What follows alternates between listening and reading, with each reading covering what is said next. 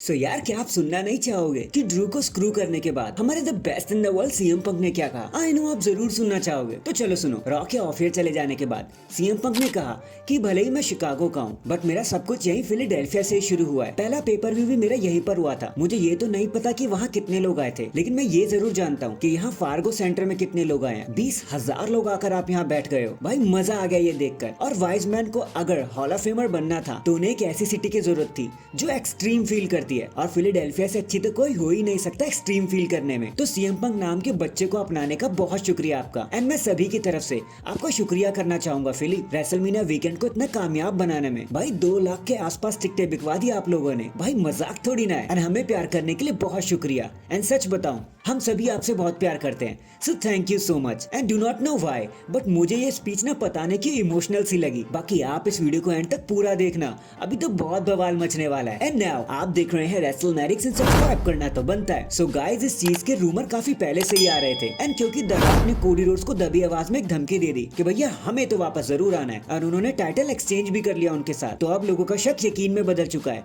कि शायद डब्ल्यूडब्ल्यूई ने the rock versus Cody Rhodes के सिंगल्स मैच को उसकी एक नींव रख दिया हमारे सामने। अब अगर आप मुझसे ओपिनियन मांगोगे तो मैं कहूंगा एज ऑफ नाउ मुझे ऐसा नहीं लगता, और इस मैच की कोई नीड भी नहीं है। कोडी रोड्स ऑलरेडी अपने आप को प्रूव कर चुके हैं, और द रॉक के लिए तो प्रूव करने के लिए कुछ बचा ही नहीं है। So I do not think so कि ऐसा कुछ होने भी वाला है। बट हाँ, 2 डेट्स के बारे में हम आपको जरूर बताएंगे।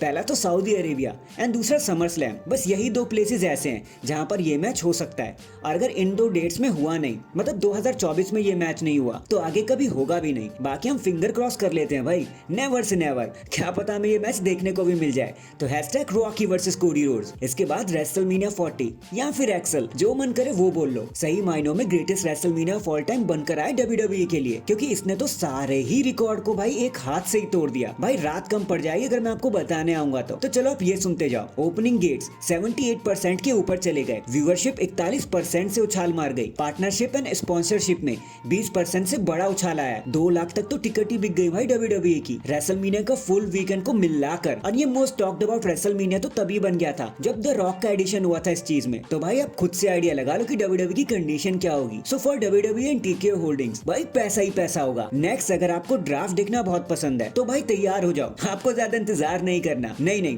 पूरा साल नहीं बल्कि पूरा महीना भी नहीं, क्योंकि 26 April on SmackDown, 29 April on Raw. बस ये 2 डेट्स आप दिमाग में बैठा लो, क्योंकि यही होने वाले हमारे डब्ल्यूडब्ल्यूई ड्राफ्ट इस साल के, जहां 100% श्योरली हमारे the American nightmare Cody Rhodes exclusively SmackDown पर जाने वाले हैं रोमन की कमी को पूरा करने। और देखो वहाँ कोई चैंपियन भी नहीं है, इसलिए मंडे नाइट रॉ पर एक चीज हमने और भी नोटिस करी थी। हमने शेमस का एक रिटर्निंग प्रोमो भी देखा था। हम पहले से ही जानते थे कि उन्होंने वापस आना ही है, तो डब्ल्यूडब्ल्यूई ने बिना कुछ छुपाए उनकी एक झलकी भी हमारे सामने रख दी। एंड अभी तो रुको, जरा ये भी सुनते जाओ भाई, क्योंकि ट्रिपल एच ने एक न्यू एरा को बता दिया, कह दिया कि भाई एक न्यू एरा आ चुका है। तो कुछ चीजें सीधी सीधी नोटिस हो जा रही है यहाँ पर। सबसे पहले तो गालियों का इस्तेमाल बहुत ज्यादा हो गया है। नहीं यकीन तो रॉकी की स्टोरी लाइन को फॉलो कर लो आप। एडल्ट बातें भी शुरू हो चुकी है अब डब्ल्यूडब्ल्यूई में, थोड़ी बहुत ही सही, लेकिन हो जरूरी रही है। डब्ल्यूडब्ल्यूई की जगह प्रोफेशनल रेसलिंग वाला वर्ड अब ज्यादा यूज किया जा रहा है, जो विंस मैकमैन ने कभी बैन कर दिया था। तो अब हम प्यार से प्रोफेशनल रेसलिंग कह सकते हैं, प्रोफेशनल रेसलर भी कह सकते हैं। So welcome to the new era. So that is it guys, अभी के लिए तो बस इतना ही। आपको क्या लगता है, क्या हम सही में न्यू एरा के अंदर आ चुके हैं, कि न्यू जनरेशन ने अब जन्म ले लिया है? कमेंट करके जरूर बताना। एंड चैनल पर नया है तो चैनल को जल्दी से लाइक एंड सब्सक्राइब कर दो। बाकी मैं मिलता हूँ आपसे किसी और अपडेट के साथ। तब तक के लिए अपना ख्याल रखें